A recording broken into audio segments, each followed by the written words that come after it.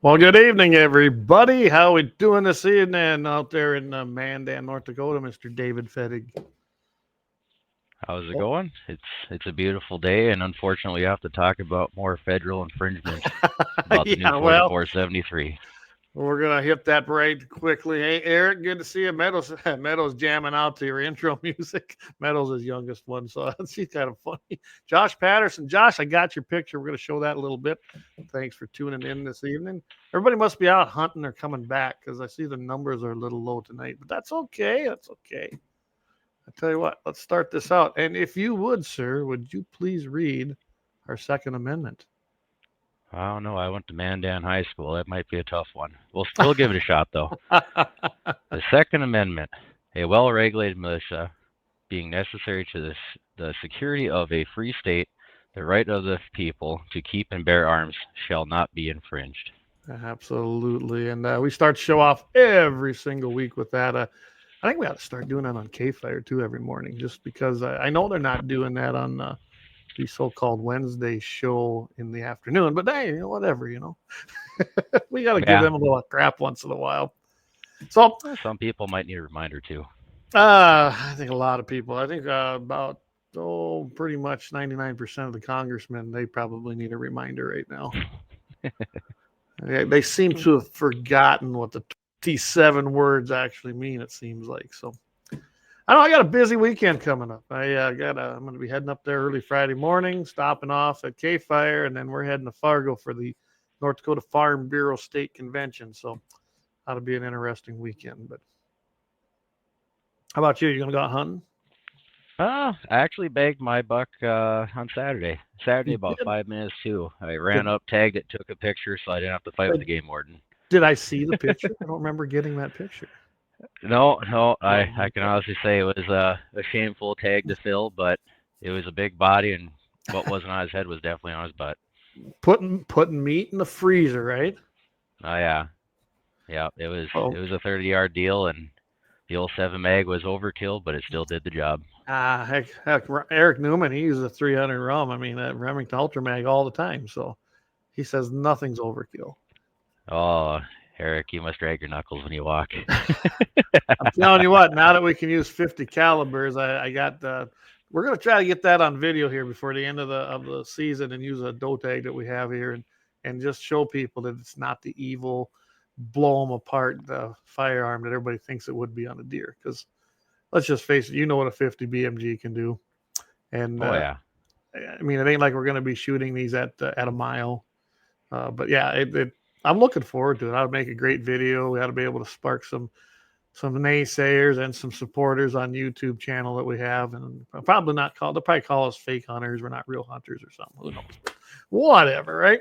So, Well, there is the notorious video of the 50 cal headshot that even hit the deer. well, that's Keith. I believe that was a Keith Warren video, if I remember It right. was, yes. And since then, he's used that a lot. In fact, I think he's doing it to make a point that you still get the harvest of meat. So, anyway, well, I guess everybody, this is David Fettig. He's the owner and operator of 1760 Sports LLC. He's probably the janitor, you were the broom sweeper, everything, right? Oh yeah, absolutely. It's I get to turn the lights off and I get to turn them on, and Yeah, absolutely. Dave's got a great little dealership up there in Mandan, North Dakota. If you ever want to get a hold of him, here's his number 701 390 8139. Again, 701 390 8139.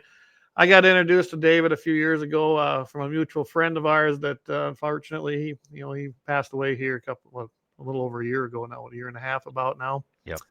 And John was a great guy, but he put us in touch when we were doing gun raffles, starting up for the Farm Bureau up here in Grant and Sioux County. So I've been a customer ever since.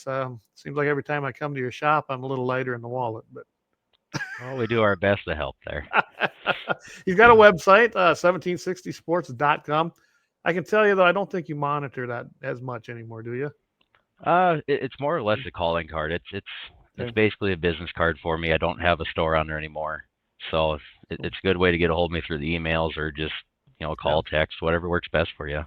absolutely. And again, guys, especially for our podcasters, 701 390 8139. So Jamie's gone. He decided that I guess he doesn't have to work anymore. So he's up there at the Golden Valley, the honey hole. We'll just call it that. I've seen some videos from there's. He's seen some nice deer up there this year, but nothing that he wants to take yet. So that's the way it goes. But Jamie is up there. He's hunting. I think he's going to be hunting all the way through the weekend, I believe. I think he left at 5:30 this morning. So he says we're on our own for the show. So anyway. Yeah, you sent out the old text. Good luck on the show, boys. And I thought, well, I hope he gets his deer now. Well, I think this was what he was waving to us right there. So he's in the Yeah. Taj Mahal of hunting blinds, and I tell you, I still haven't made it up there. I got to get up there the weekend. I was going to go up, I couldn't. I'd changed my plans, but I'll make it up there. I think we're going to try to do a little Yodi hunting up there, so that'll be kind of Oh, fun. that'd be a blast. So here we are. The reason I wanted to have David on was I know that he's an FFL dealer. He's got to follow the same rules as any other FFL licensee.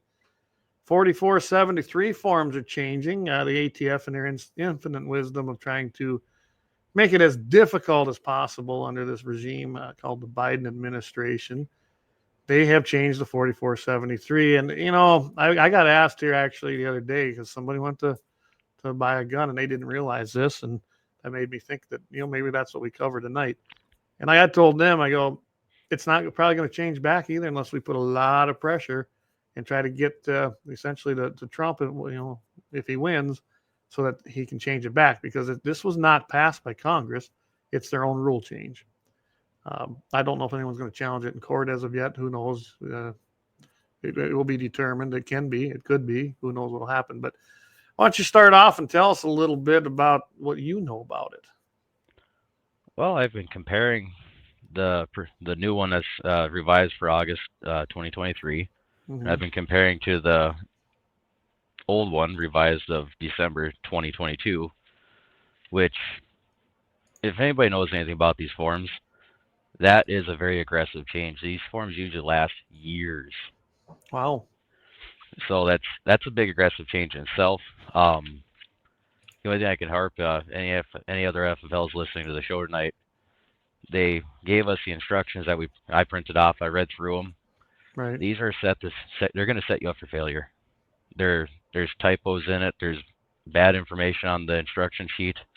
I can't harp enough. If you guys are running paper or the paper file, absolutely read the instructions. There is definitely bear traps in the zero tolerance policy in this form. Wow.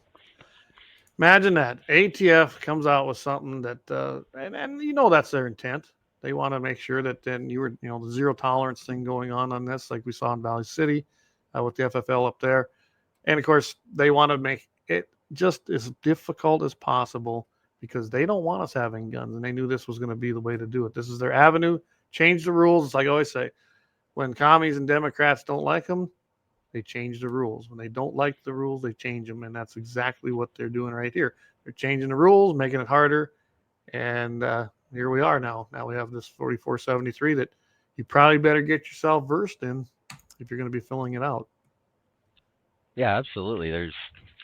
They made an adjustment that this is strictly for the dealers. Mm-hmm. Section A, manufacturer and importer of, if any, so who made the gun, or privately made firearm, PMF, if the manufacturer and importer are different, include both. So now they're figuring out a way to do some way to trace down these polymer 80s, the homemade guns. Right. And keep in mind, they're not intended to be sold. It's one of those things you build your own and you keep it until you die kind of thing. But that, people come hard for money and pawning whatever comes across. So now they're trying to figure out a way to track that through.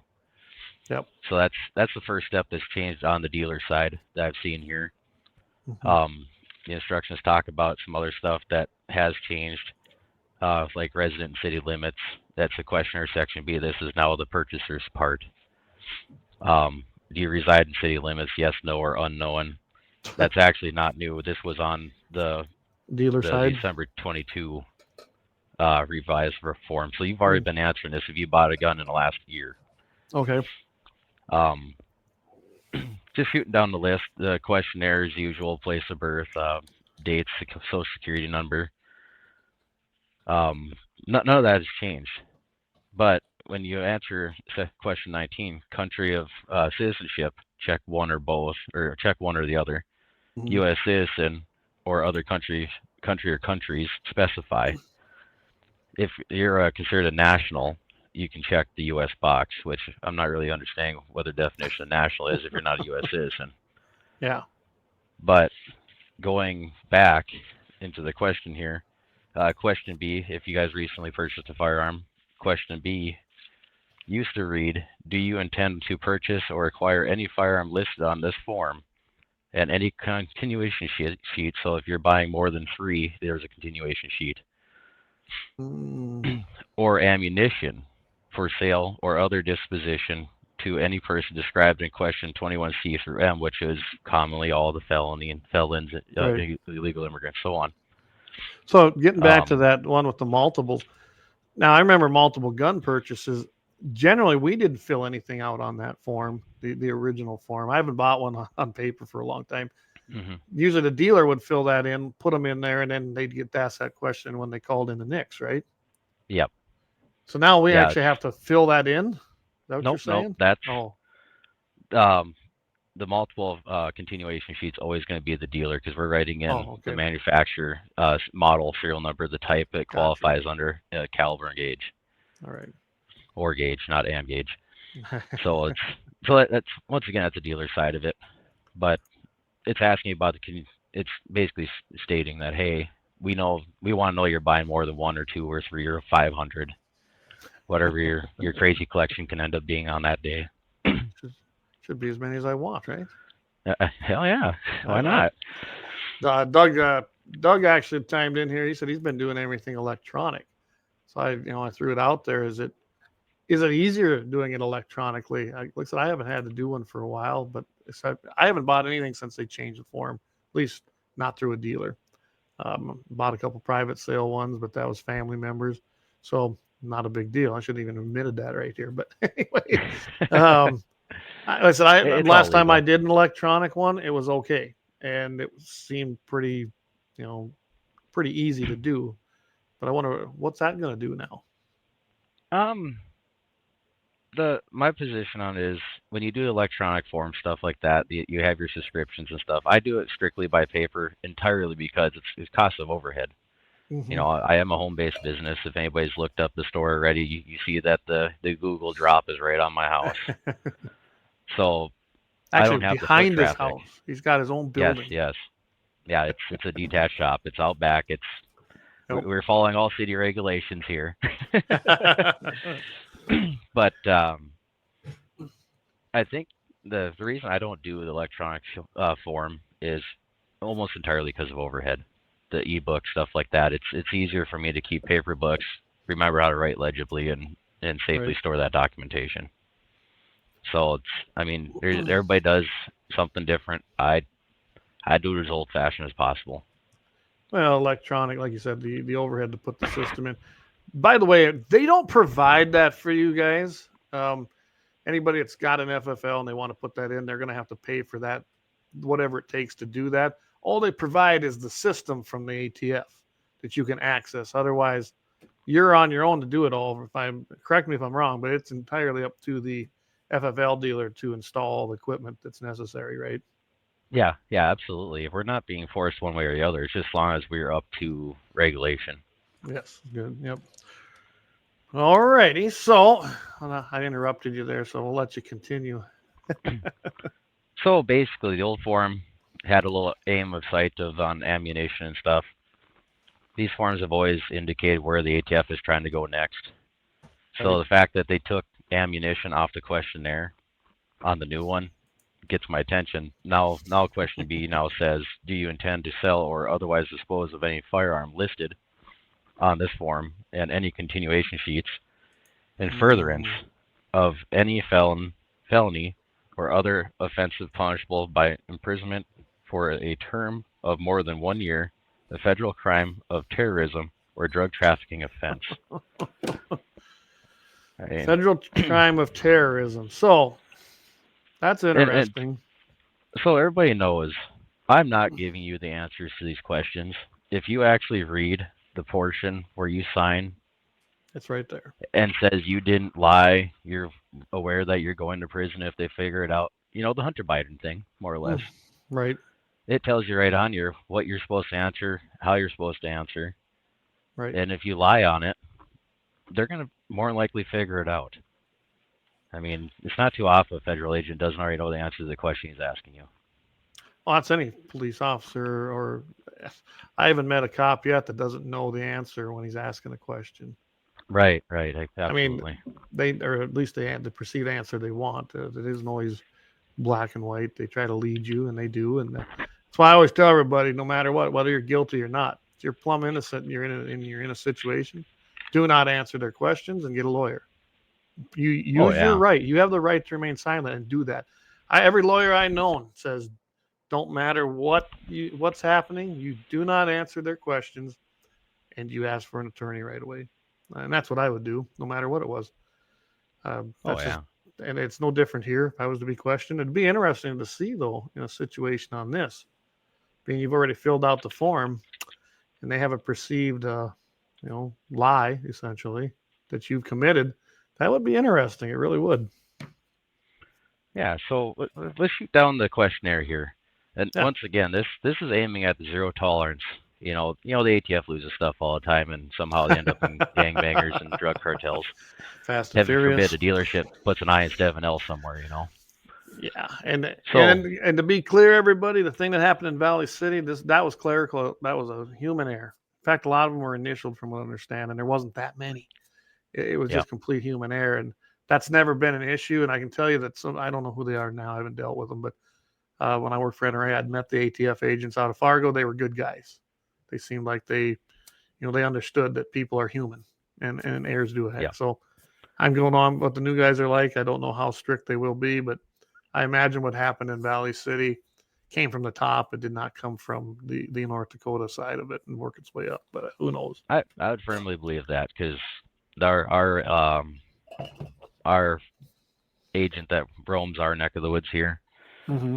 he's a stand-up guy. He doesn't seem like he wants to play dirty pool by any sense of the word, and I honestly think the Valley City thing could have been a whistleblower thing. Somebody seen something they didn't like and just wanted to cause issue. Oh, Or definitely. like you said, it could have came from up above and it forced his hand. Yeah. And I don't even know if he was even involved.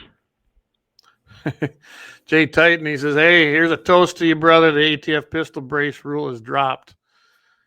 Blowjob Biden." F blowjob Biden. Well, we can talk about that here a little bit, Jay. I did hear about the injunction and the court case. It's not over though, I don't think, but who knows? I imagine that there'll be another avenue. But yeah, we can talk a little bit about that later here. So let's finish the questionnaire here. So now they moved what used to be, let me double check here so I quote it right. 21N1 and 21N2. It's a two-part question. Okay. So it's a 21M now on the new form. They shuffled them around a little bit to make this confusing. Of course they do. 21M1. Are you an alien who has been admitted to the United States under a non-immigration status? Well, obviously, we would say no as a U.S. citizen. Correct. So if you answer no, it is what it is. Now, M2, if you answered yes to question 21M1, do you fall within any of the exceptions stated in the instructions? And now let's go back to the instructions. This is where that bear trap comes in. 21M, immigration status. If you are a U.S. citizen / national, whatever national means, it is appropriate to answer no to question 21M1 and leave 21M2 blank. Now, let's go over to our cheat sheet they tell us to read. And this is the one that come from ATF for you guys. For yes, this is printed right off the old. Just so everybody knows this. You can see this. Like you go to the website, type 4473 in. This bad boy's going to pop up right away.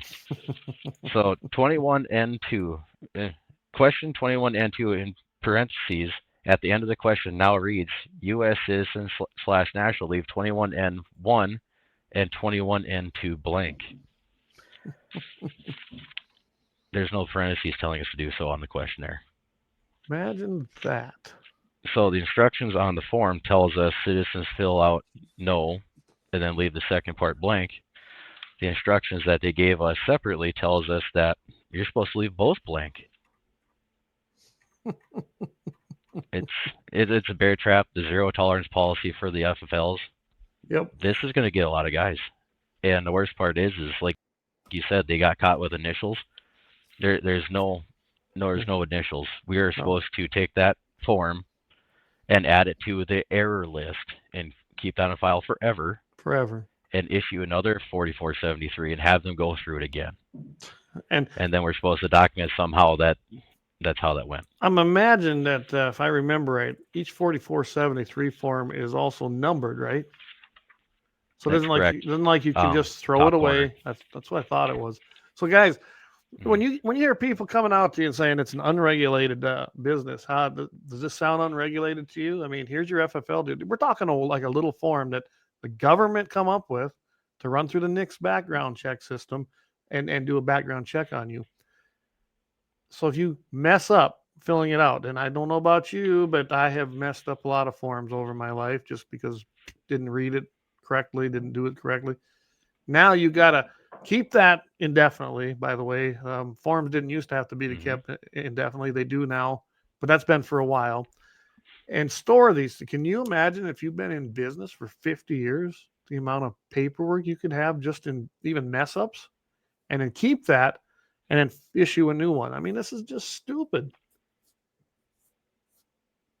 Yeah, it's crazy what it is. Years ago, I've been doing this for almost 8 years now. Right. They used to have different rules. There used to be, I believe, 7 years we could terminate and destroy the documentation. Yep. Now we have to keep it. So, unfortunately for my early customers, they didn't make it to the threshold before they changed the rule.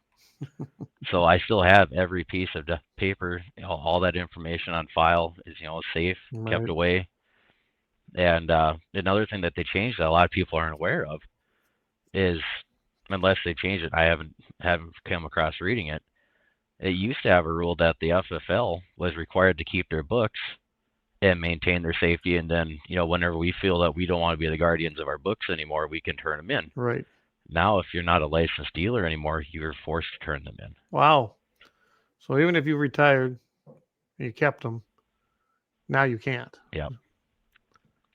Now that sounds like de facto gun registration to me.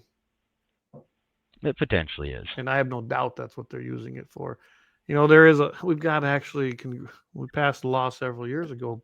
We're supposed to prevent that, but I know it didn't happen because we've heard about now that the FBI and the ATF they didn't do that. When they do these background checks, they held on to them and they weren't supposed to. I think they had 24 hours and they were supposed to get rid of it, but they didn't. They just went ahead and kept it. And but we're supposed to trust them, Yeah, it's pretty crazy. They have the Safer Act and stuff like that, where they do the 10-day suspension for under 21. Yes. They terminate the 4473 background check within 30 days of the call. So they give us an expiration date. So if you don't hear back, from my understanding, it's a cold trace. You have to start over. Yeah. It used to be it was just to proceed, right? Proceed, deny, delay. Right. And if you didn't hear nothing, then you could proceed with the transaction, right? North Dakota, I've actually recently just printed off the rules for the state. Okay. And I can't find it now, so I don't know if it's been removed. The NICS background check people would tell us if no notification is given by said date, you can proceed the transaction. I haven't heard that in probably close to 3 months now. So I should do more homework on it.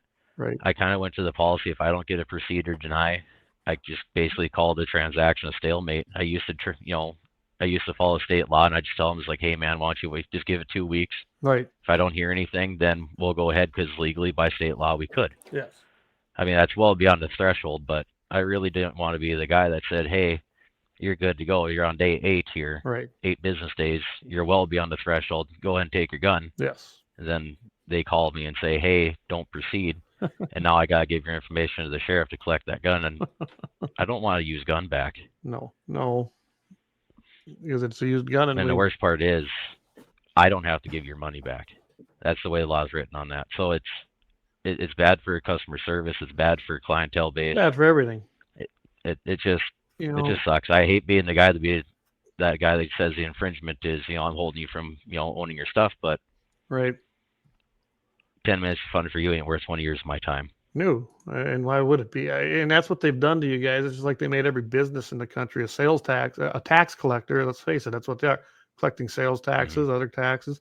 You are a tax collector now. Well, they've made you guys essentially responsible for their regulations, rules, forms, and now they're coming back and now they're going to start telling you, well, if you screw it up, now we're going after you, the dealer. Now take your license away. Absolutely. And possibly fine and or jail you. I mean, that's what they're doing. And I don't know if anyone remembers this in the 90s when the Clinton administration, they called them kitchen table dealers. I'm sure maybe, I don't know. I got 10 years on you, so I don't know about that. So, yep. But we were coffee table dealers. Coffee table dealers. Yeah. And they were trying to eliminate them guys because, them were the guys that, and we're sitting there going, wait a second, them are not the guys that are the problem. Them are the guys that probably know every single customer personally because they do 10 to 20 transactions a year. Back then they had their FFL out of convenience, really. And so that's why they got it. And that's the people they wanted to eliminate. And like I said, that's right. They were blaming them for all of the guns, which now fast forward here and we know about Fast and Furious and what our own agencies were doing, running guns across the Mexican border, dropping them off and then getting in the hands of cartels and not just killing people, but we even killed some of our border people. So, we want to trust them guys. I'm going to go through a couple comments here. Matt Spencer chimed in here. He said the e-form just makes it so data is automatically updated in the Fed spreadsheet instead of a person sitting there filling it out for a non-existent federal firearms ownership list. We were just hinted about that. Remember, I said they're creating a de facto gun registry, and I know they're doing it. Have no doubt. And that's true. I've looked at doing like cloud source filing to help keep safe books. And usually when you read the disclaimer, the books are open to whoever they want to sell your information to. Right. That's also why I don't do it. Yep. Doug Thompson there, he made the comment here. Also now if under 21, it's auto 7-day hold. It's actually 10 days. It's actually 10. And I think I read that on there on the website when they were going to that. And it's BS too. Me and Jamie actually went over some of the numbers here not too long ago when they first started talking about that. And we guess what we found out? Most of the people aren't under the age of 21 that are doing the crazy people. A lot of times are under 18 if you want to get technical on some of these other shootings. Otherwise, the range goes all the way to 21 to, pick your age. There's no really this 18 to 21 year age thing. That was just an arbitrary number because they figured they could get that through in the Bipartisan Safer Communities Act, which there's nothing safe in that it does to make communities safer.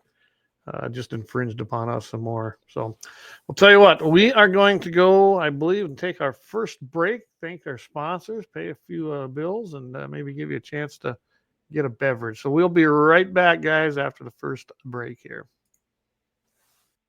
Lauer Auto Repair. They're located at 309 South Washington Street in Bismarck, North Dakota, or give them a call at 701-258-6308. The team of mechanics at Lauer Auto can tackle any problem your vehicle is having, and when you do business with Lauer, you can be assured you're doing business with the Pro Second Amendment America First Repair Shop. There's plenty of other auto repair shops in the Bismarck-Mandan area, but why take the chance of patronizing a shop that might not have your beliefs at heart? Make no mistake, Lauer Auto is your Pro Second Amendment repair shop. When you talk to the guys at Lauer Auto, don't forget to tell them you heard they're a sponsor of Guns and the 701 and that you appreciate their support of our Pro Second Amendment, Pro North Dakota live stream and podcast. That's Lauer Auto Repair, 701-258-6308, located at 309 South Washington Street, Bismarck, North Dakota. All right, welcome back, everybody. Hey, Bad Boys Custom Lures, guys. He says, It took me forever to get it to let me to comment. I noticed that for you guys are doing the chats. I've actually been flipping over to my Rumble channel. They weren't coming in here as fast as I'm seeing them on the live, and I don't see what all you guys see on the other stuff. I have a different menu of running the actual platform. So, thanks for holding in there. And then, like I said, I get to the comments. He also says that I like how he put this here. He says, then enlistment shouldn't start until 21. Can't fight and die for your country, but restricted when you get to home or get your home to protect yourself. Exactly.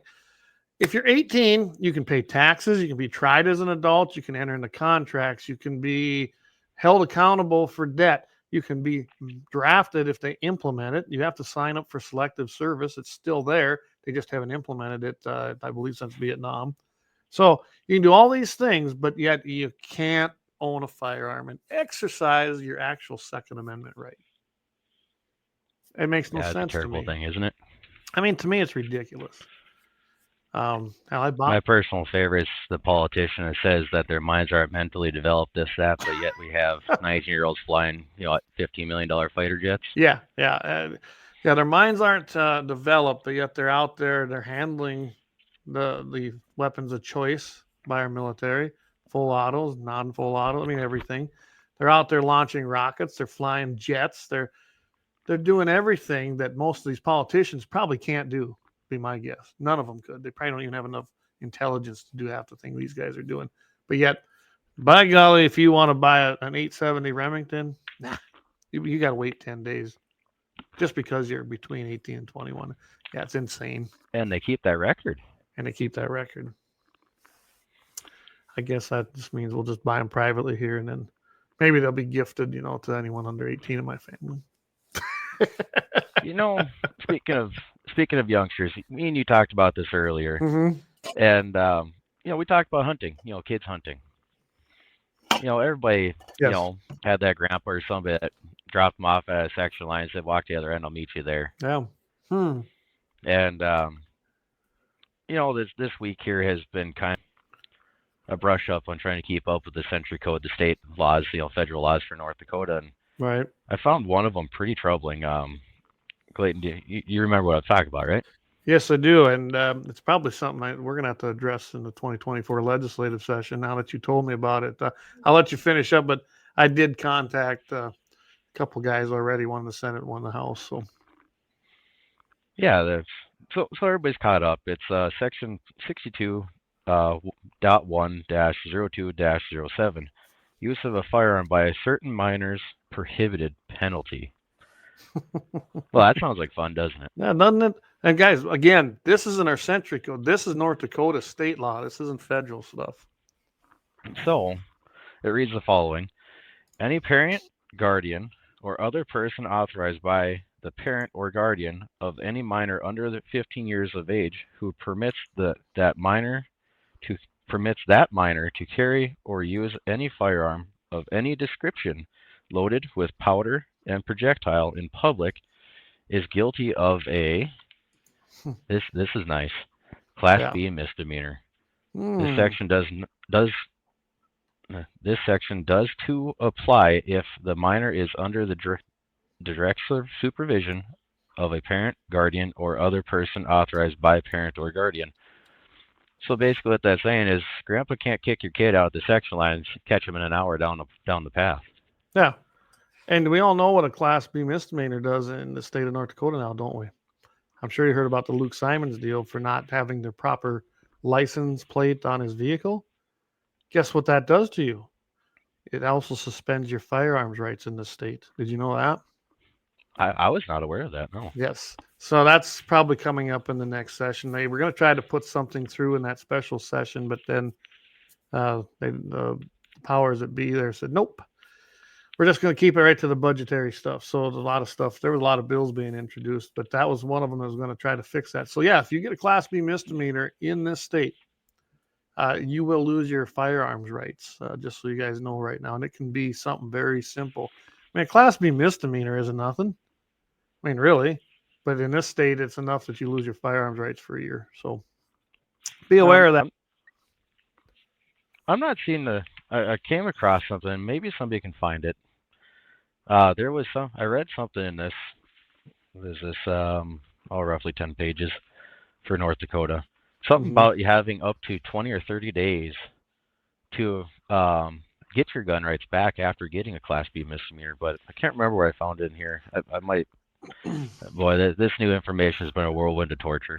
There's something with that. I don't know if it has to do with the appeal process. I mean, you can be charged with one. Of course, you got to then be found guilty if you choose to do so. But a lot of people, they don't. They just take the fine and go and plead guilty. So maybe that's where it comes from. I don't know. I do know that. Here, Bad Boys Custom Lures just said it. DUI restricts you from buying as well. You're right. There's some Hmm. issues when you get a DUI in the state of North Dakota, and it does influence your firearms rights. I don't think they can come and confiscate the ones you have, but yeah, for I think is it a year? I think it's a year. I You think so. can't make any more purchases for a year, which is what the hell did that have to do with it? You were stupid. You were behind the wheel. Let's remember, DUIs now, guys, are not what they used to be. Now they're what 0.08. I mean, they're nothing really. You could have went out and had a drink and probably had a DUI, and you probably weren't drunk. But that's a whole other subject we're not going to go down. But yes, Oh if yeah. you get a DUI, in fact, I don't even think you can go into Canada anymore, can you? If you got a DUI on your record, that's still the Um. rule. Uh. I wish I could remember the statutes I don't. for it. Yeah, I don't We remember either. But jokingly call it the pardon from the Queen. It costs you a ridiculous amount of money. I mean, okay. bless the Queen, she's gone now, and not, so I guess it's beg the King for a pass. If I Mm, understand this stuff right, and I might be wrong, it's 10 or 11 years. But if you step foot into Canada's port before that time frame, they gave you the have a nice day and don't come back without the pardon, or we're gonna jail you. oh, really? Oh, here we got some info. See, we got great Oh, there you listeners. go. Look at that. So, what wrong one here? 2 years. 2 years with the DUI. So there it is, guys. 2 years if you get a DUI, and I'm guessing this is the answer to the Canadian thing. 10 years. Mhm. So Yep. just so everybody's aware of that. Which I mean, they can do what they want. It's their own country, but DUI is 10 years. You can't even go into the country. But I don't know why you want to go up there anyway. Fishing's good, but Yeah, we got just as good around here. they have some pretty rowdy shooters up there. I'm sure The they do, competition but world up there is pretty wild. We have a handful of guys that come down and shoot with us, and fantastic group. And that's why they come down why? here where they got freedom. Well, they don't like our rules. We have slightly different rules, so they kind of give us Mm. a little guff that we have it easy, but they That we have it they're easy. fantastic guys. They really are. Oh yeah, yeah.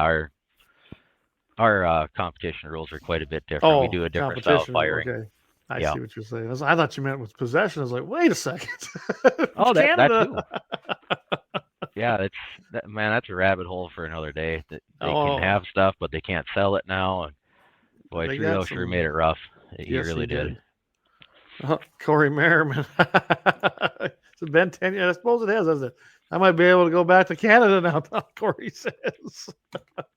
That's a buddy of mine. He lives south down there by the reservoir down by Shade Hill. So yeah, he. In fact, I got to tell you about Corey's little mishap there. He rolled his pickup right in the highway patrolman's yard just south of town. That's not good. Oof. So yeah, that was a lot. That was a hard one to swallow. But hey, I suppose that has been 10 years ago now. Didn't realize that, Corey. So we're good to go when we take off. You've got to drive through Georgia, not me, and we'll talk about that some other day. So okay, back to the. Is there anything else on there we need to kind of make sure we don't Yeah. get trapped into? This one's nice, and this is a good whistleblower for the general public. It's against the law for the North Dakota to do any buyback program. So, out of all the stuff that our politicians, local and abroad, are doing incorrectly, they at least got that right. So it's illegal in North Dakota to do buybacks. It's prohibited. And I think we did that last session, didn't we? Is that when we passed? That seemed like Ben Koppelman pushed that through, but I don't honestly remember. There's I been. don't see the date. There's no date put in I'm, here, so I'm I'm pretty not sure sure when that that's gone through. I'm pretty sure that was last session. I just seems like Ben was working on that, and it might have been the one before, but I know I'm pretty sure he was involved with that. But it's just, I guess that kind of leads then to going, you know, if you get your concealed carry permit in the state of North Dakota, that still serves sufficient for NICS, right? Yes, absolutely. Those that have the card, on the top right corner of your card, you'll see an NTN number. That is the number that the FFLs will put on your documentation, and that does Gotcha. waive your NICS background check, and that There you is a go. section on our forms. And that's a good thing. I mean, we've got constitutional carry in the state for the residents. So I mean, in reality, you wouldn't need it unless you want to travel through other states that still require permits, things like that. And most of them do. I mean, Wyoming, you don't need one if you're a non-resident. South Dakota, you don't need one if you're a non-resident. Both them states, you may carry concealed in without being a resident of the state. Unlike North Dakota, you have to be a resident, unfortunately. But we'll tweak that. That was one of the things you have to get past what will pass, not what you want. Yeah. We wanted the constitutional carry, so that's what we went with, and that's how we got it. But there's room for improvement. But anyway, the nice thing now is if you have a concealed carry permit, there's a reason to probably get it. Get your permit. Yeah, absolutely. And you can bypass all these changes. You're done.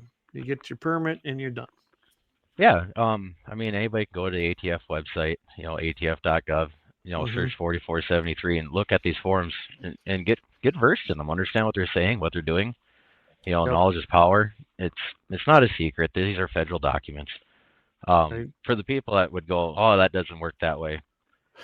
the part of this form is on the dealer side. So 28, no NICS check is required because the background check was approved was completed during the NFA approval process.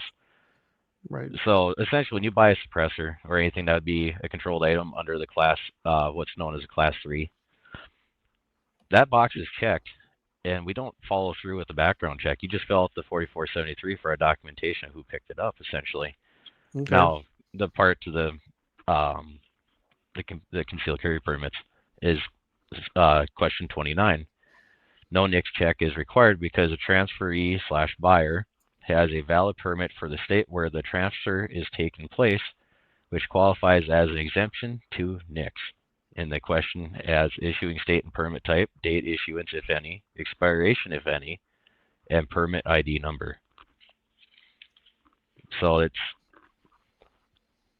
I think I just gave you 30 seconds of why you should go take that class.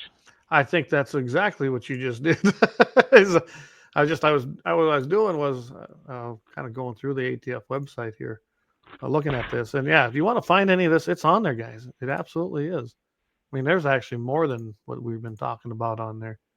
Oh, it's crazy. Here, I'll just pull this up here. All right, there it is right there. We'll maximize it. Oh, maybe we'll see what the chat's on. So anyway, you can see right here, this. Zoom in on that again so everybody can get a good read on that. Okay, there you go. So you see Form 4, application for tax-exempt transfer. Yes. Under Form 5. Form 5. Okay, I'll just bring it up. How about that? Yeah. Can you see that? Okay. So I can't quite read it, but I'm fairly familiar with it. I used to do suppressors. I gave it up. There's just too many people around this neck of the woods that do it, and right. Well, I tell you what, it's hard to sell them when you walk into a bar and say who can sell me a can, and 5 people raise their hand. So that form right there, everybody does their own thing with their NFA stuff. And since we're looking at this form, that form right there is the form that is filled out when you pass away, and you either will the suppressor or controlled item to your kid, brother, cousin, whatever. As long as they're able to legally own the article that you willed to them, that's the form they fill out. So your next of kin does not fill out a $200 tax stamp.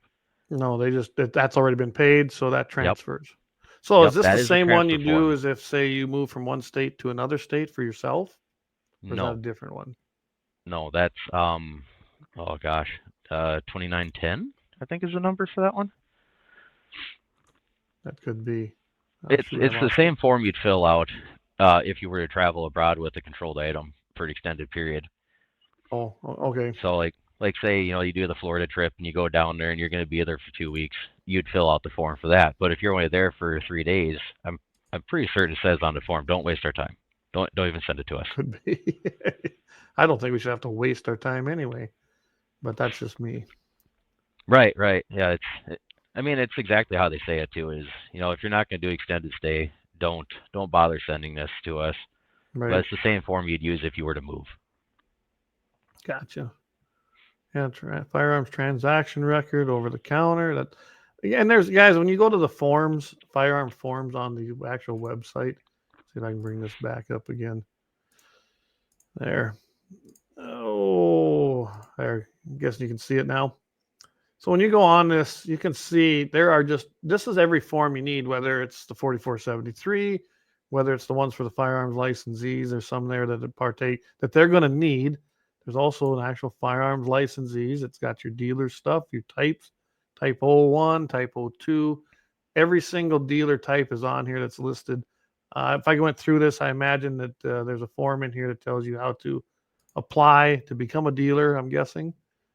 Oh yeah, And yeah. I mean, All that should everything's be in on there. here.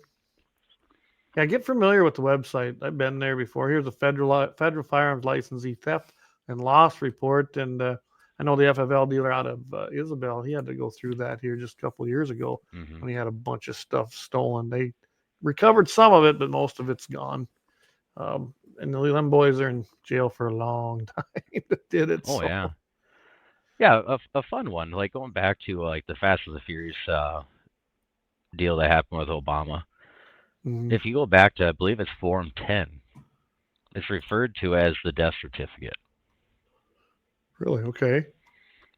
Whenever a federal agency takes a firearm in, Mm-hmm. they can't sell it back to the general public. It's supposed to be destroyed, and they fill out the Form 10 to show that the government has that firearm. I believe Really? it's the Form 10. It might be the Form 9. But where you've Okay. seen Form 4, Form 5 for the suppressor stuff and automatic short barrel stuff, whatever. Um, Form 10 on that list. It should be Form right there on the 10. Can bottom. you see it? Application for registration of firearms acquired by certain government entities. Is that Yep, the that's one? considered the death certificate. That's what it's referred to as. Really? There it is. Can you see that? I can't. I'm sure Oh, everybody else can probably though. Our yeah. screen's only 6 inches here. Oh, okay. Yeah, right here it is. Application for registration of firearms acquired by a certain governmental entity. For a certain government. So I like Yeah, how they word that. yeah. So like an example, like the guns in the Fast and Furious, Should have all that had one of these. they should all have that. Yeah. And the Huh. description of that form is, I believe it says in the instructions that the firearms cannot be transferred to anybody else. They have to be destroyed. It says here, form must be submitted in duplicate. Form 10 may be photocopied or computer generated version. Only one firearm may be listed on each form. If more, attached listing may be used. Serial number should be noted and reflected in that. Preferred that the original or the original and carbon copy be typed, although pen and ink entries are acceptable. Signature on each one. Number 2, that was just A. That was number 1, A, B, C, D, E. So Yeah. then the applicant will forward the original one copy of the form to the NFA Division, Bureau of Alcohol, Tobacco, and Firearms and Explosives. And it's got their address. ATF will then return the original form showing approval or disapproval to the applicant. Approval authorized will take effect the registration of the firearm to the entity. The approved form must be retained with permanent records of the entity. You can't transfer of the firearm will be approved to another qualified governmental entity only, which tells me right there in that sentence that no, they can't transfer it to anybody else except another governmental entity. Hmm. Firearms held for use as evidence. Firearms being held for the use as evidence in a criminal proceeding need not be registered if they are to be destroyed or abandoned to the ATF when no longer needed as as evidence. Then they got your definitions, your short-barreled shotguns, the rifles, Hmm. machine guns, all destructive devices. So yeah, that's. But you know what I find most interesting?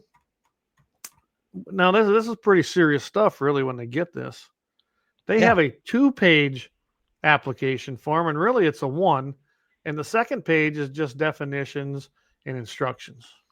Their Yep. instructions, guys, are a small paragraph, about a third of the entire second page, what to do. That's it. Yeah. Not 4 pages. Yeah, do you see where I'm going with that? So if it's a government entity that's applying to another government entity, you know what? No big deal. We got a Yeah. one-page form for you. Fill her out, call her good, and we'll make it a day. Yeah, Yeah, it's essentially the only people that fill that form out is manufacturers. I suppose. It's very rare for a mom and pop shop, store or whatever to fill that form out. There. Yeah. Like I said, get familiar with it. Like David said, get familiar with that. It's definitely probably somewhere you should go is to atf.gov, and then everything is there. Go read the new 4473. I think it's gonna be in everybody's best interest to do so, especially with all the changes. Don't be the guy who screws it up. You don't want that. Yeah, sign up for the newsletter, the ATF newsletter. There you go. It comes out monthly, and usually what's on there is it talks about what the ATF's been doing. My personal favorite, everybody gets a chuckle out of them, I guarantee it. You see the court cases are coming through and what they did. Oh, So okay. it's like the busted thing on Facebook. You see the picture, then you guess what they did, and you click on it and find out what they did. It's like, dang, I was close. Hey, Marty chimed in. He goes, maybe technically ain't so bad. I'm watching Guns in the 701 while he's coon hunting. I think that's a very smart choice, Marty. Very smart choice. So Doug, he's with Laura Auto, one of our sponsors here. He's got a question, kind of. So just to be clear, a trust does not have to be established to pass along a Form 1 item to someone in the family. And it's a question. Are you familiar with that? The Form 1 is, boy, I'm pretty rusty on this. It's been a long time since I've done NFA stuff. The Form 1 is basically the manufacturer. Like, say you want to make your own suppressor or short barrel rifle or whatever. That's where the Form 1 is. It's kind of a manufacturing kind of thing. Gotcha. Versus the Form 4 is you're buying a finished product.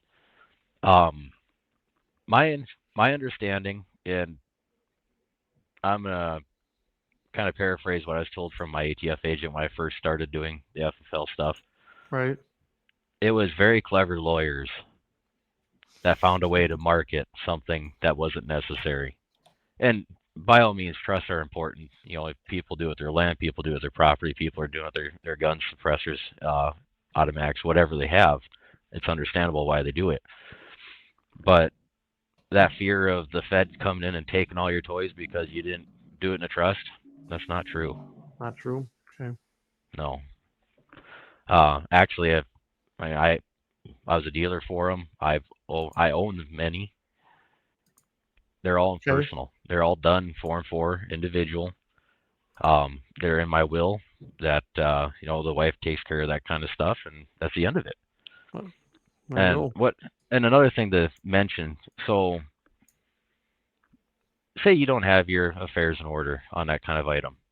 Mm-hmm. You don't have a will put together, whatever it may be. The biggest thing is if you don't have your affairs in order, make sure that the family picks somebody that's going to be the executor of the estate that is not a felon and isn't restricted by any reason. Because if you don't have your stuff in order and your executor of your estate can't possess it, they will come take it because they can't possess it. I bet no one even thought about that before. Yeah. And when they think of felons, they think of, you know, the evil guys you see that are murdering people. There are different types of felons, guys. Felonies are felonies. You know, everything has a level. So make sure that it isn't. Imagine even if it's a white collar crime that was, you know, debt has been paid, but they're still considered a felon. It would probably be an issue, wouldn't it? Yeah, absolutely. So it's by all means, do what you think is right. Research your purchase plan, your continuations. You know, do what's best for you. Right. I mean, I'm not going to tell you that you should or should not do it. I did the individual thing because I'm not worried about the continuation. Right. If it concerns you, or if you want to share that article with somebody else, I mean, maybe someday I will put my suppressors into a trust. That way, my kids can take them. And mine, I have mine. Mine are in a trust. I did it that way right away. Wrong or right, that's what was suggested to me, so that's what I did. And so yeah, they're not. It's not an issue. They can actually use them. Of course, they're not 21, so I suppose maybe that's an issue now. 18 to 21. But, right. Yeah. You know, with the new stuff out there, but no, that's so. Hey, Lynette, just to answer you, she said something about the comments ain't coming over on Fascist Book. I noticed that too. I don't know what's going on. We're streaming. I know that's working. But yeah, the comments are not registering for whatever reason. Even when I'm replying, it's doing it with the YouTube side of things. So who knows what's going on over there? I don't try to understand what they do over there anymore. So, oh, I'll tell you what, it's coming to the top of the hour. Well, we take our big break and do our double ad, and then we'll come back and maybe we'll talk a little deer hunting unless people got more questions. How's that sound? Yeah, that sounds like a great idea. All right, we're going to take a quick break here, everyone. We'll be right back. And like I said, we'll either take some questions or maybe we'll talk a little deer hunting, see how everybody did the first weekend. Lauer Auto Repair. They're located at 309 South Washington Street in Bismarck, North Dakota, or give them a call at 701-258-6308. The team of mechanics at Lauer Auto can tackle any problem your vehicle is having, and when you do business with Lauer, you can be assured you're doing business with the Pro Second Amendment America First Repair Shop. There's plenty of other auto repair shops in the Bismarck-Mandan area, but why take the chance of patronizing a shop that might not have your beliefs at heart? Make no mistake, Lauer Auto is your Pro Second Amendment repair shop. When you talk to the guys at Lauer Auto, don't forget to tell them you heard they're a sponsor of Guns and the 701 and that you appreciate their support of our Pro Second Amendment, Pro North Dakota live stream and podcast. That's Lauer Auto Repair, 701-258-6308, located at 309 South Washington Street, Bismarck, North Dakota. Guns and the 701 is sponsored by the Blind Guy of North Dakota.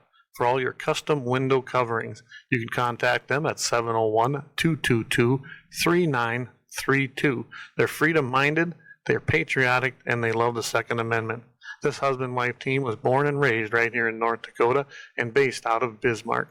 Again, for your Second Amendment company, for all your custom window coverings, the Blind Guy of North Dakota, 701-222-3932, or visit them on the web at blindguynd.com. All right. Yeah. Thanks to Lauer Auto Repair, 309 South Washington Street, 701-258-6309. Sorry. I got mixed up there. Anyway, we want to thank Lauer Auto Repair. They do a great job down there. And deer season's upon us. If you need a little work done to your pickup, you might want to get in there and get it done. They'll get you on the road. And again, thanks to the Blind Guy.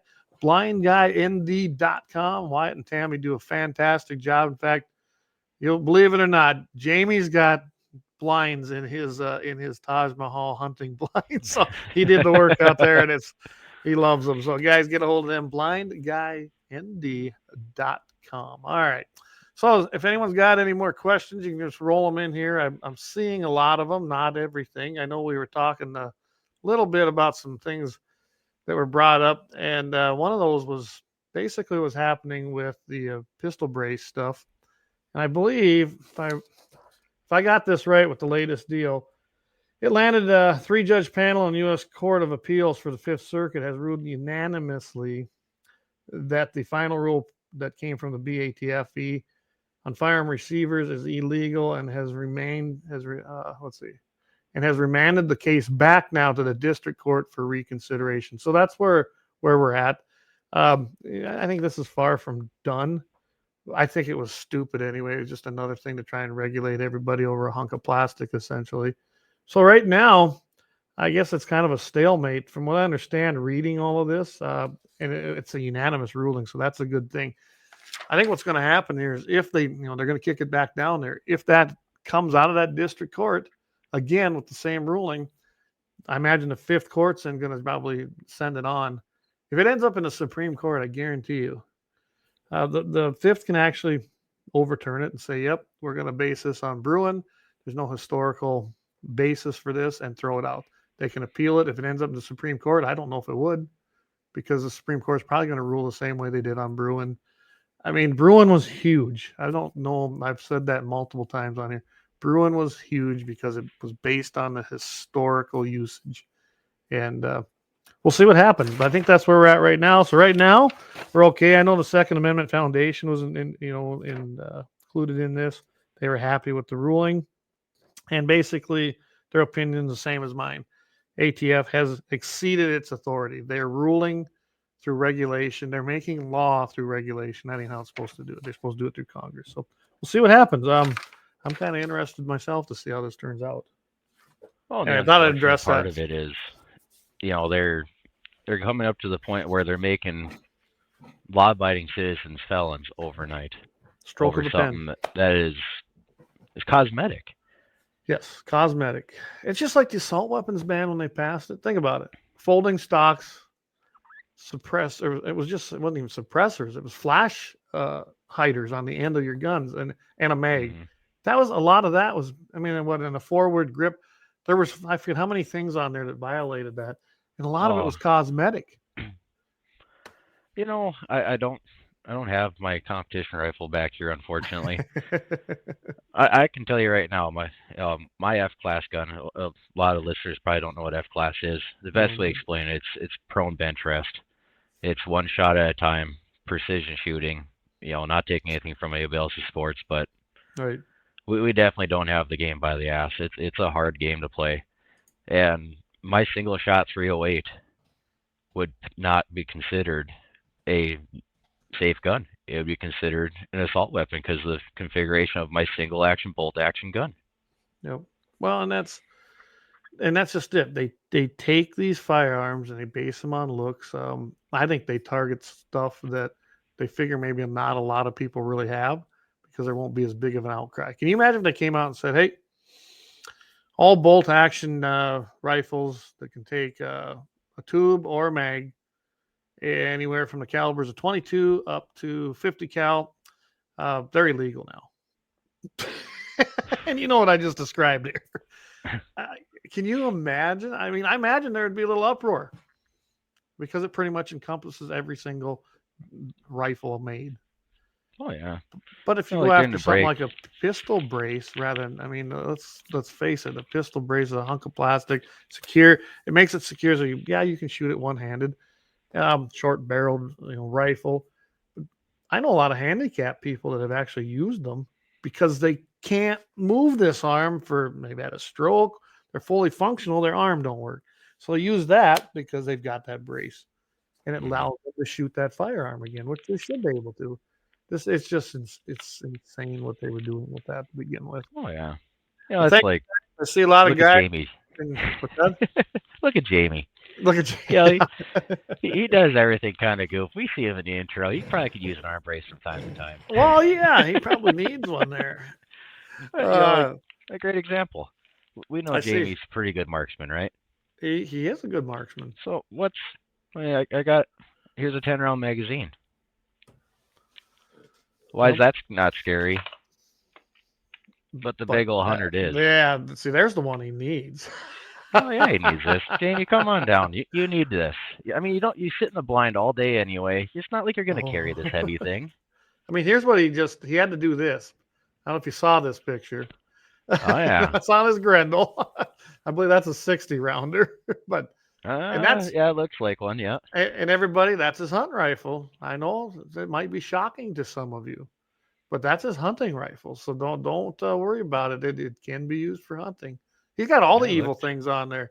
He's got Oh the yeah. bipods. He's got that big drum on there. He's got the telescoping stock and a pistol grip and a suppressor with a rail. That's a scary gun, everybody. Oh, and a muzzle brake on her even. Oh my goodness, we can't have that. The end of the world is here. Assault weapon of war. Isn't that what they always call it? Weapon of war. Yeah. Yeah. I picked about 50 weapons of war out of the tires of my pickup today.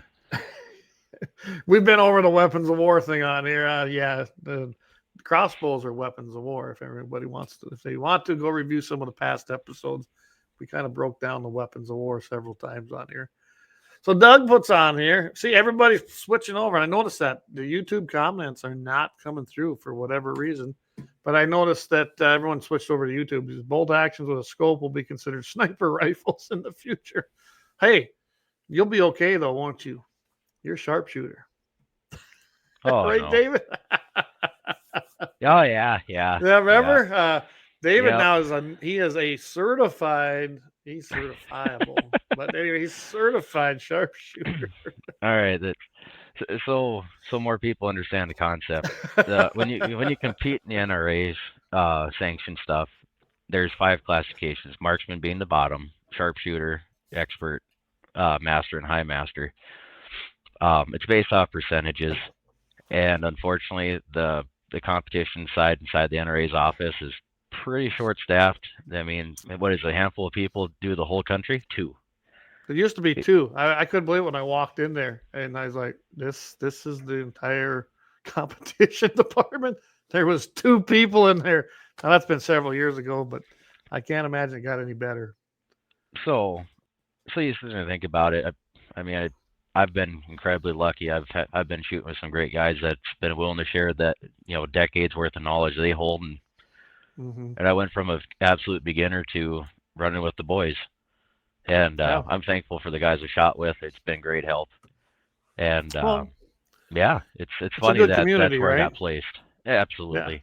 Yeah. If you guys are retired or ain't got nothing to do on the weekends or whatever, and I can't post enough.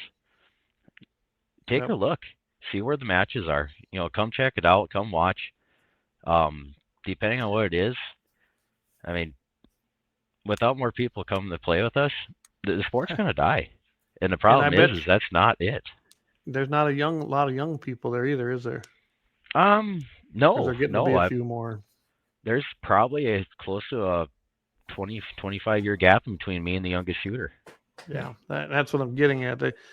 Unfortunately, it's not, and I do blame a lot of that on the fact that look what has happened. I mean, we used to have junior rifle clubs in our schools. Hell, the Boy Scouts of America had a shooting program. I believe Forest Shooting Sports still has theirs, but it's maybe reversing, but it's going to take generations for that to catch up, and hopefully the competition hopefully it'll stay alive long enough to see those new shooters coming in, because them guys are a long ways from coming in. I mean, let's face it, Yeah, it's not a cheap sport, but there is a budget. You can do it. You know as well as I do that it can be done, but it's absolutely. not cheap to do it. It takes dedication. Mostly because you got to travel to the competitions on the weekends. Yeah, Mostly, it's like you and I were talking. I'd love to be part of it, but I really don't have the time with running with what I do now. I can't be gone every weekend, especially in the summertime. I can't do it. But it'd be a lot of fun. It would definitely be a lot of fun. All right, what do we got coming in here? See, guys, the comments are pretty delayed for whatever reason tonight, even coming out of YouTube. But I just seen one pop in here. But I have to remove. Sorry, Doug. I got to take the Colorado down so I can read it myself. Josh wants to know, where can one find info on the shoots that you're talking about? Me and my son love to shoot rifles and pistols. Well, I can tell you one right off the bat, and I'm sure David can do. But the North Dakota Shooting Sports Association, I know, lists a bunch of them. Is there any place else? yeah. The NDSSA is our state sanctioned organization. They cover damn near everything we do. Yeah. They do list the NRA sanctioned stuff. So if you're chasing recognition on that, you can do it with them. I can't think of all the other organizations they tie up with.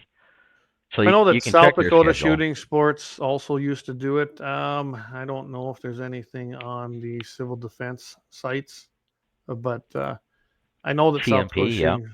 Yeah, and I bet you they've got them listed. I would just can't imagine they wouldn't. But maybe they One of the won't. clubs that's real good about that is the Bismarck Mandan Rifle Club, BMRPA. Yes. They have a calendar on their stuff, and they have stuff going all day, every day, through the weeks, year out, so you can plan your trips. Once you kind of get in a group, they send out blast emails where the next events are going to be. So, like myself, I typically shoot Moffett for the 1,000, and then I'll go up to Rolla for 600, or also known as mid range. So the guys that are saying long range is like 300-400 yards for deer. You're coming up short, boys. You Coming gotta. up a bit short, and you're talking to a champion shooter here. David had a really good year last year. He really did, guys. And I had a he's great too year. modest to talk about it, but guys, David did an excellent job, and I can't say enough about his skills. They're top notch. Yeah, it's like I said. I mean, you guys helped me along the way. I consider you guys as a sponsor. You guys helped me with the store stuff, and it's been fantastic. And so I yeah, wish we could I've do had a more good too, run. but like everybody else, we're just getting started. I just brought up something here, guys. Here's your national match. Right now, the calendar for 2024. You can find this at competitions.nra.org, and this starts in July. So you got week 1, 2, 3, 4, and then 5 in there, and then you got your range. They got what range 19 and 20, range 6, and range. Well, they're all range 6 right now. So this is where they're at right now. You can find them on there right at the competitions page on NRA's website. So That's that's one Camp place. Atterbury. What's that? That was Camp Atterbury. Is that That's where the it was? national match. Yep. That's national match. Okay. Yep. And that's just one of them. A lot of them. There's a lot of nothing else is really on here. I suppose because nothing's really been set yet. Would be my guess. They are pretty thin. I think the Okay. NRA typically only lists the national stuff, which Oh. like what you just looked at. A lot of it is check your local club's websites. If they do Yep. any competitions, they'll have that information there as well. So I just pulled it up here. You got national matches, the Bianchi Cup.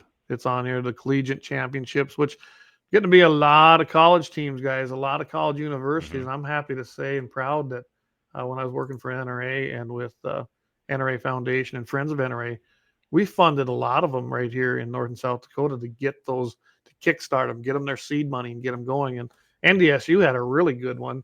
I imagine they're still out there, but I couldn't tell you. It's been, I've been retired since 2016, so I don't follow that stuff as much anymore. Well, and there's a bit of pride to be said. No, I'm not 100% sure about this. I might be talking on my hind end a bit. There's a young girl, Katie Zahn. She holds a bootload of North Dakota's records.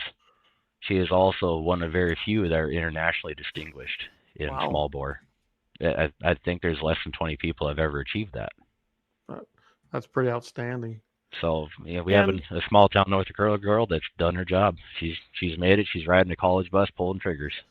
And I can tell you right now that North Dakota has a very, very active shooting sports association. It's probably one of the more active ones I've ever seen. Even when I was traveling around as an NRA rep to other states, I never saw anything like I saw at the North Dakota Shooting Sports Association, and how active they were bringing those kids. I mean, they were bringing up those shooters themselves. They developed their own program, and hats off to them for that. I mean, they had one of the better shooting sports associations that I've seen in a long time. So hats off to them. So guys, I just brought it up here. This was the 2023 schedule. I'll share that with you quick. I mean, I'm just showing you where it is on the website. Give me, there we go, right there it is. This is what it looks like. North Dakota Shooting Sports. This is their calendar of events. Of course, that's done for this. I imagine they're getting ready to get geared up, though. Yeah, I'd click on it just to see what that laid out looks like. And that's what I was going to see what it'll load up here for us. It should. There you go.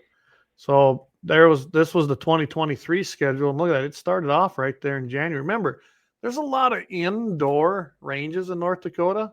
Actually, there's a lot of indoor ranges. I mean, more than what you see in a lot of states. So take advantage of those. I mean, Minot's got one. Bismarck's got one.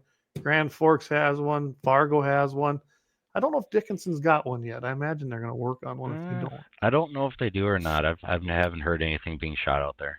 So, but it really gives you an opportunity in the winter. I mean, that's really the only way we can do it out here. I'm not going to go out there when it's 30 below. So, right. But here you go. You got January was pretty full.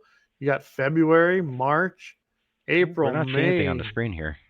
What's that? We just see the homepage still. We're not seeing the pop-up you got open. Okay, just a second. Let's see if we can make. I suppose I have to share a different screen. There, can you see it now? Probably not. Nope. How about now? Yep. There we go. So anyway, like I said, you got something going on in just about every single month. Then you get in here in April, you got your cowboy action shooting up there in Bismarck, and I suppose they're still doing a little of that inside, but maybe outside. In the winter months, they do. Indoor varmint match that took place in April.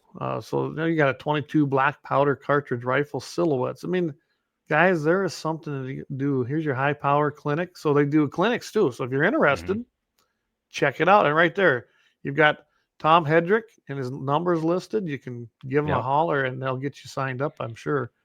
I mean, this is an active association. I can't say enough about Tom Hendrick. I've seen him work with new shooters, experienced shooters, stuff like that. He's a sling shooter. I jokingly say they're blind because their targets are twice the size of mine. They call me a sandbagger because I don't hold my gun. Okay. Because we use sandbags to hold the back of the rifles. Yeah. So it's kind of a friendly joke going back and forth. But as far as Tom Hendrick, boy, that man's intelligent. And nothing makes me laugh harder than him watch somebody reach down, twist the knob on their scope, half a twist without even thinking, and go, that should do it, and puts them right in the black. And it's It like, puts him right there. who the hell is that guy? That's a guy who shot a lot. Yeah. I recognize Yeah. a lot of these names on here from NRA days. You got Tom Wrighton Yep. up there in Grand Forks and Walt Fairbanks. All these guys were part of the NRA stuff back when I first started. So yeah. Anyway, Yeah, so there it's you a go. fantastic group. It really That's is. where you find it. That's just the North Dakota Shooting Sports Association. It's really easy, guys. ndssa.org. That's a pretty easy way to find them. So hopefully that answered everybody. Brian Yeah. Warner, he says no indoor in Dickinson. I know, that's what I kind of thought. Doug Wolf, what's it take to get the rock range listed? No kidding, right? I mean, come on. You haven't had the pleasure yet, have you, Dave? I have not. It sounds like a hoot out there, though. We're gonna have to make sure. I think last year or this year, I guess it was still. I think you were busy. I think you were at a match when we were all up there at 2A Day, weren't you? Yeah. Yeah. So I was I believe I was shooting the state championship and ended up taking third. yeah. We'll have to get you up there. Definitely have to get you up there.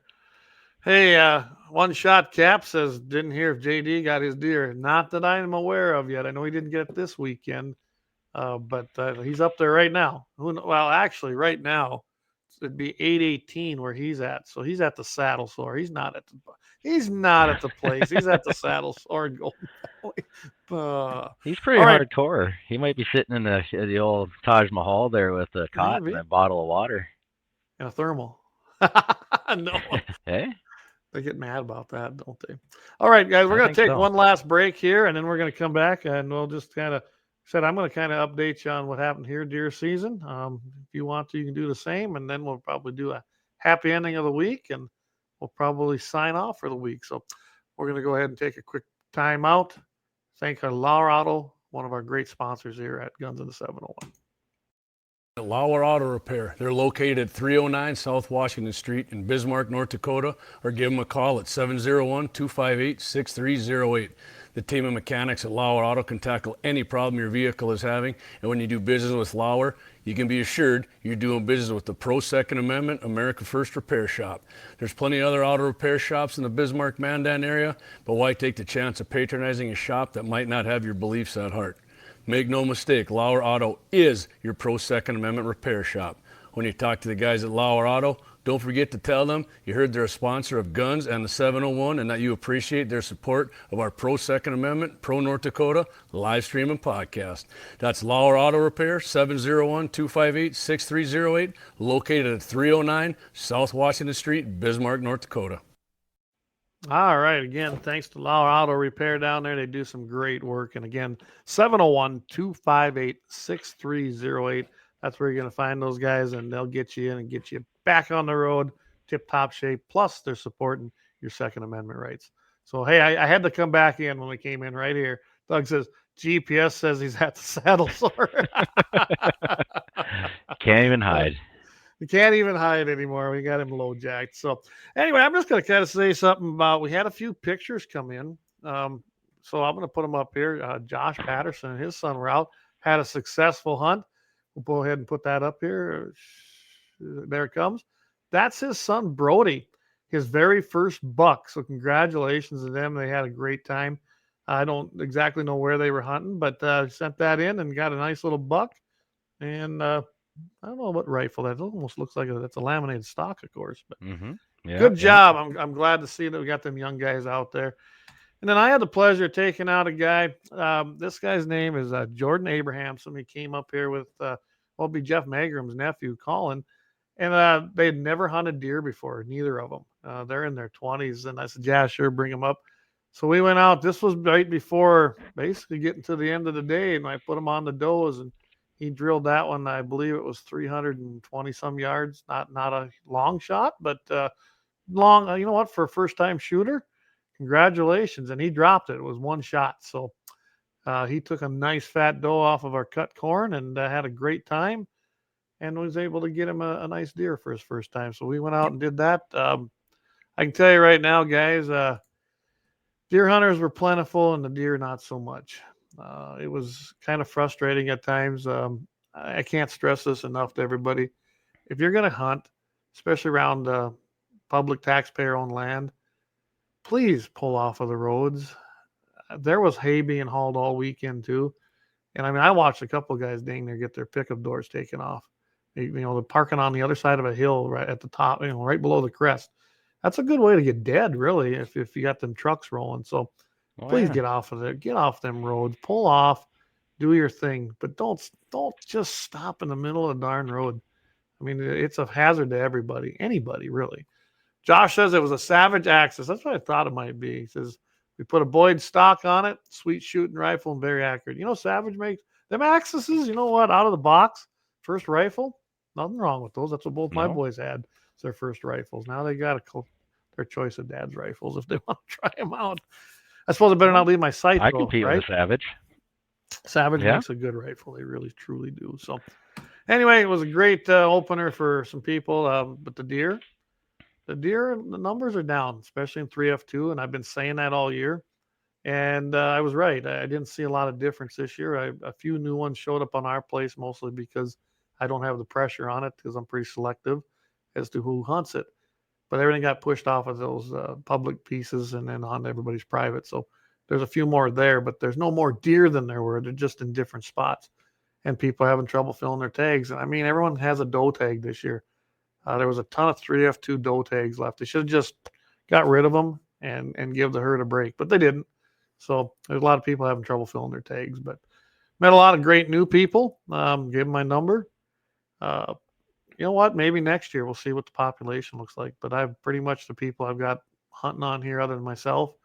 That's about all we can handle right now. I wouldn't want to take any more deer than that off here. So good weekend. So how'd yours go? Oh, mine went pretty good. But I got to ask, yes. Did you break them in properly? First time hunting deer? Did they follow tradition? No. No, I don't even know if they. I'll be honest. When they dropped it, it looks light in that picture. It wasn't. It was right at the end, and I was like, I'm walking back to get the pickup guys. You guys take care of the. I asked them if they knew how to dress it. They said, well, we watched some videos, so I kind of ran them through quickly the basics, and they did it. I went up, got the pickup, hiked back over there, got it, come down there, and they pretty much had it done. I showed them how to do the old butthole trick, and that helped them. They didn't really, they heard about it, but they didn't really know how to do it. Got that. So yeah, I'm not going to clean their deer for them. I had just instructed them, and they did a good job. We threw it in the pickup, and we went home. So it was a good day. But no, we did not partake in the tradition that many do. Oh yeah. In fact, there wasn't any heart left as far as the heart goes. And Mo, I mean, he had a dead ringer there. It's good to. Well, that's good. I mean, when you go over there and it's just pieces, that's a good shot. So. Oh yeah. Yeah, I can say that I got a good bit of heart left in mine. I double lung mine. I just barely grazed the heart, and unfortunately, the 07 mag being that close, it doesn't do much other than put a hole in them. So yeah, well, so I got a heart laying in the fridge over here, waiting to be sliced and fried. I know Eric, my buddy Eric who listens, he likes the heart and he loves liver. He's always sending us pictures of liver and onions, and he can have all the livers. I'm not a liver and onions guy.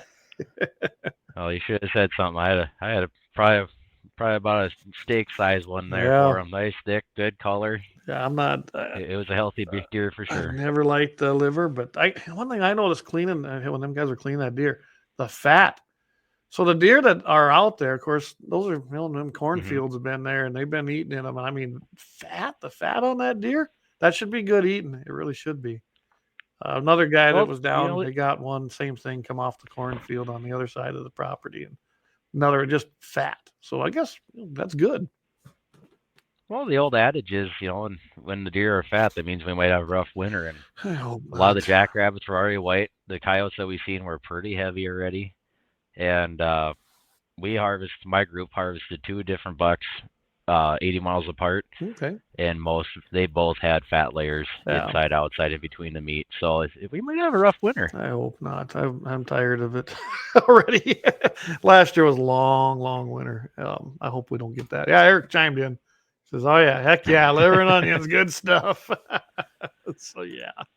So we got one more tag to fill. Maybe I could save you the liver from that one. there you go. And I still got mine to fill.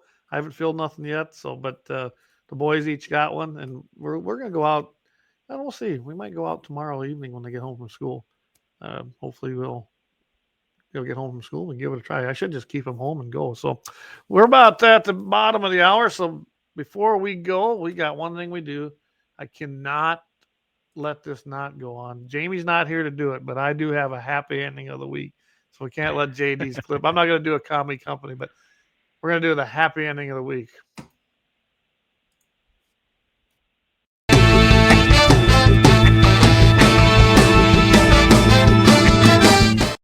I still like that clip. I love that video clip. Never mind. I'll leave. Yeah, no worries. So, all right. This one comes from Vallejo. I think that's how you pronounce it. California.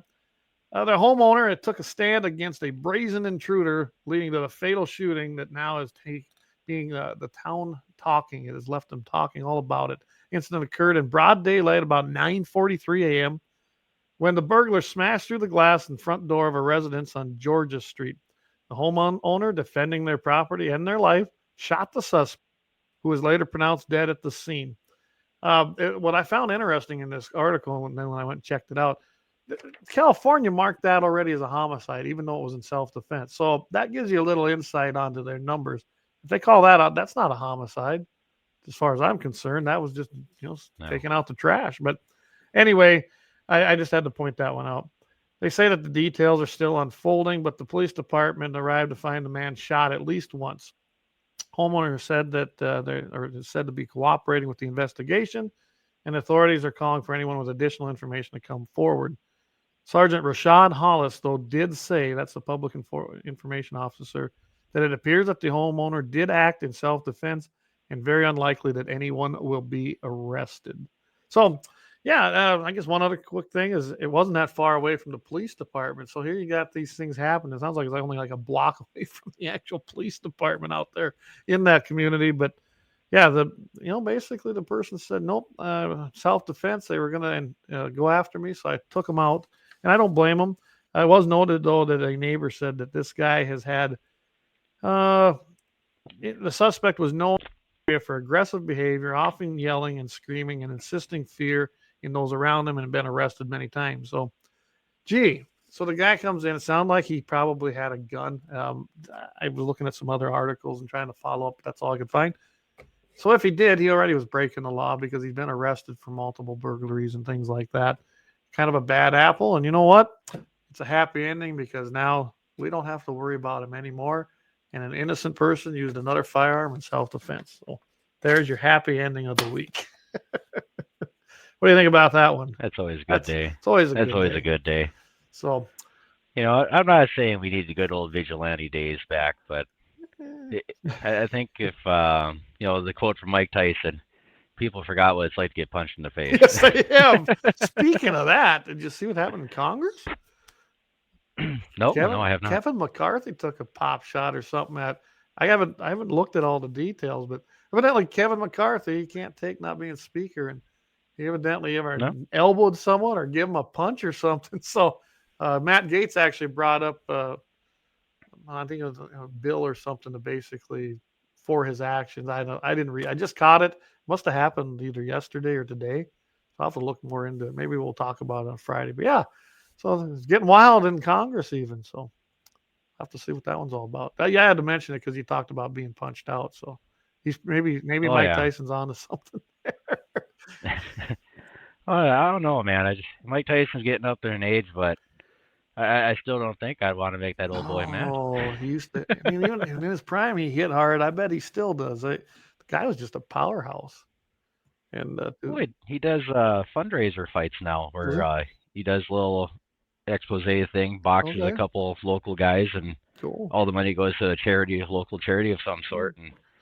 And I've watched his training videos. Like, what is he, like 50, 60 something? Oh yeah, you blink, you miss his jabs.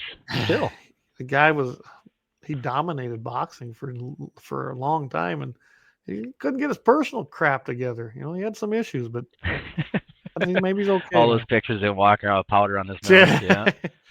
Biting ears off. Yeah, that old boy liked the donuts. Yeah, He really so liked his donuts. Dougie says, "Hey, lots of fat on the deer we've taken." There you go. There's another report. So I Yeah. think everybody's kind of seeing that. So, well, I tell you what, I guess we're coming up. I think that's an hour and a half. We've been trying to limit it to that because, well, it just gets too long otherwise. But I want to thank you, David. Is there anything you want to add before we sign off tonight?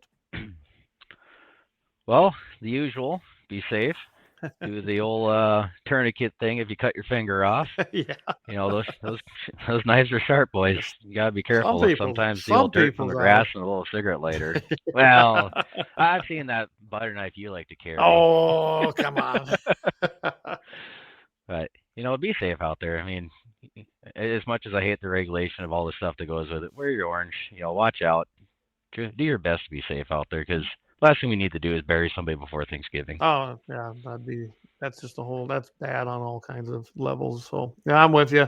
Be safe out there. Respect the landowners. If you're hunting private land, or if you're not even, and you're talking to them, just be respectful. You'd be surprised how many doors open up just by showing some respect.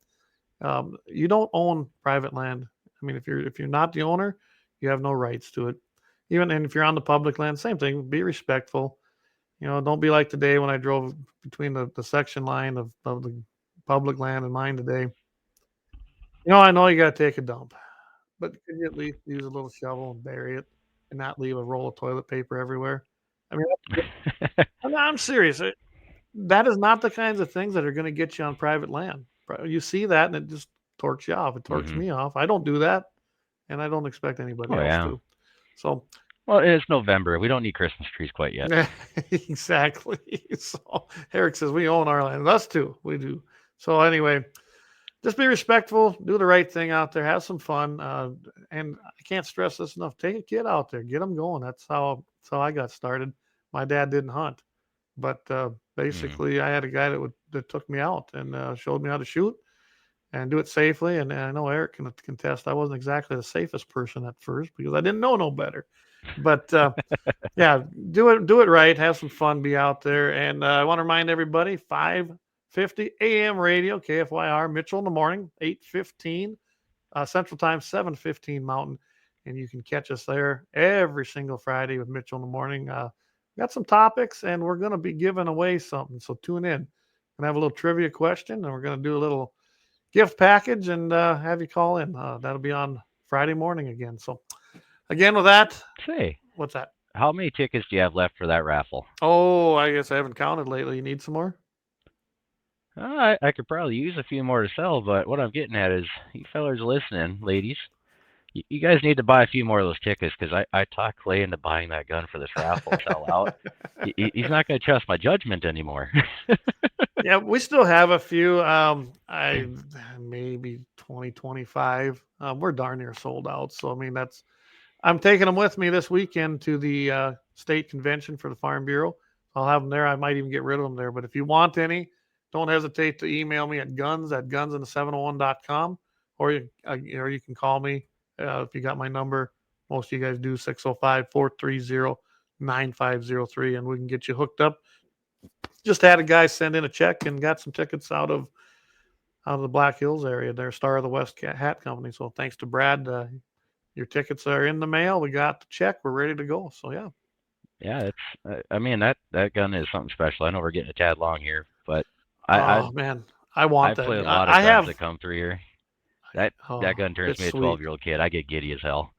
Noreen AR-10 30-06 hunting rifle, right? Hunting rifle. Yeah. A&E engraving, Cerakoted the entire thing. And they made those stainless steel plates to put in there, and it's just it's basic and simple in the engraving and the Cerakoting, I guess you could say, but durable and usable, and it's a fine quality item. I mean, you ain't gonna buy that gun for anywhere under $3,000. I don't think you could anywhere. So no. Get your ticket, $20, guys. Again, guns@gunsand701.com. That's the easiest way to get a hold of me, and it comes straight into my phone, and I will have a ticket. But like I said, I'm taking them with me this weekend, and I said there's 20 or 25 left, so I have a feeling we'll probably get rid of them. So that'd be great. Well, thanks again for tuning in, everybody. We want to wish JD a little bit of luck there. Hopefully he gets the big one. I know there's some nice muleys running around that place. Thanks to David Fetting, 1760 Sports. Again, tell us where we can find you. That's 1760sports.com. Phone number 701-390-8139. Feel free to call, text. If I don't answer, that's what the voicemail's for. I always get back to you. There you go. And guys, David's a great Patriot. He's been great with us, working with us, and can't think of anyone better to fill in for JD tonight. So thanks again, David, for coming on. Yeah, I appreciate the welcoming, and JD gave me the old, "Oh, I'm hunting. Good luck." That's about right, didn't it? Yeah, that's pretty much how that text went. All right, everybody. Again, have a great time out there this weekend. Go get that big one. If you're just hunting meat, go get one. Get some meat. Can't get any better than that, guys. With that, take care. We're gonna call it an evening, and as I always say, keep your powder dry. Take it easy, everybody.